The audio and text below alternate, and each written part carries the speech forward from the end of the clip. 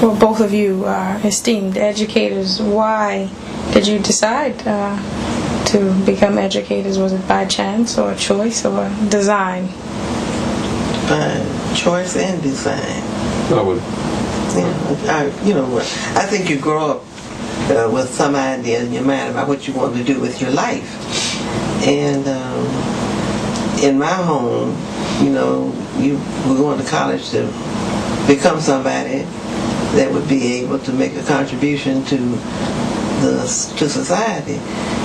My mother was not afforded the opportunity of a college education, but all of her life she wrote poetry and wrote plays and encouraged not just me but all young people. When we lived here in Nashville, for example, she would give plays at the church in order to help students go to college. And so education has been a priority in our family. And I think that's true of many black homes where parents realize that their children need to get an education in order to be more productive. So, interestingly, I was an avid reader when I was growing up. And I remember when I got to Wilberforce, I put down on my application I wanted to be a medical doctor. I changed my mind the first semester when I took zoology and they wanted me to dissect a frog. That was all over. Okay. So then I decided I wanted to be a teacher.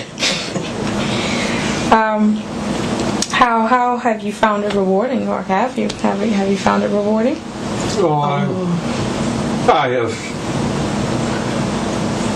Jayme and I often mention it's been our experience that we have seen people whose careers have concluded and they have wished that they had done something else. Not us. No, that's I have said, and I would say again, that if I had it to do again, I would do the very same thing. There's nothing that seems to me more tragic than someone who spends his life and career doing something and then wishes they had done something else. I will have to say truthfully and honestly that had I had to do it again. And I think for me the motivating factor has been, and the rewards have come from seeing your students achieve. And in many instances, I know I was talking to a person on one occasion who worked in the field of business, and they are evaluated annually. And I said, well, I'm not sure that, for instance, with teachers you can do that, because in many cases you never know what influence or what effect you've had on the student in, for many, many years. But it's that kind. When you see just 2 days ago, TSU had its homecoming. One of our former students, Michael Karn, who finished the School of Engineering, called up and said, I'm here, I'd like to come by and say hello. And he did. He came out for about an hour and we chatted. But here again, a young man who has gone on to be a success. He's formed a company.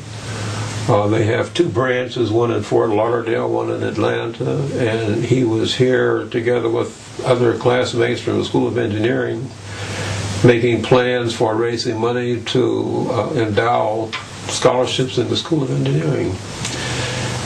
It's hard to beat that. It's hard to beat that.